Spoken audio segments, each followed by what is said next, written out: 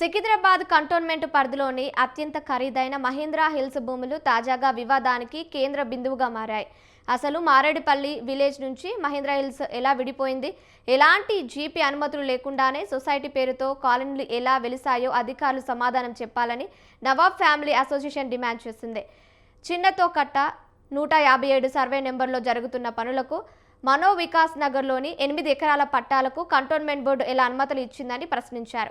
కంటోన్మెంట్లో కేంద్ర రాష్ట్ర ప్రభుత్వాలకు ఎలాంటి సొంత భూములు లేవని, కంటోన్మెంట్ అధికారులు చూపిస్తున్న జనరల్ ల్యాండ్ రికార్డ్స్కు చట్టబద్ధత లేదని బాధితులు వాదిస్తున్నారు. కోర్టుల్లో ఏళ్లు గడుస్తున్నా పరిష్కారం లభించకపోవడంతో ప్రభుత్వమే స్వయంగా విచారణ జరపాలని నవాబ్ ఫ్యామిలీ కోరింది.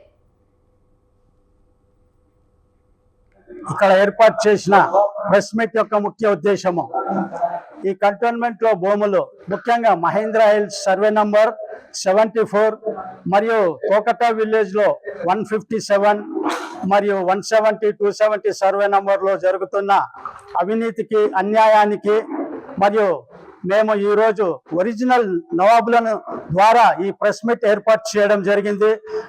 ఈ భూములన్నిటిపై జరుగుతున్న అన్యాక్రాంతం అవుతున్న భూములపై సిబిఐ చే న్యాయ విచారణ జరిపించి మరి ఒరిజినల్ వారసులు ఎవరు, మరి ఒరిజినల్ ఓనర్స్లు ఎవరు, మరి ఎవరికి సంబంధించిన భూములు ఇవి, మరి ఇందులో కేంద్ర ప్రభుత్వానికి ఎన్ని భూములు ఉన్నాయి, రాష్ట్ర ప్రభుత్వానికి ఎన్ని భూములు ఉన్నాయి, మరి ప్రజలకు ఉన్న భూములు ఏవి, మరియు ఈ వారసులకు ఉన్న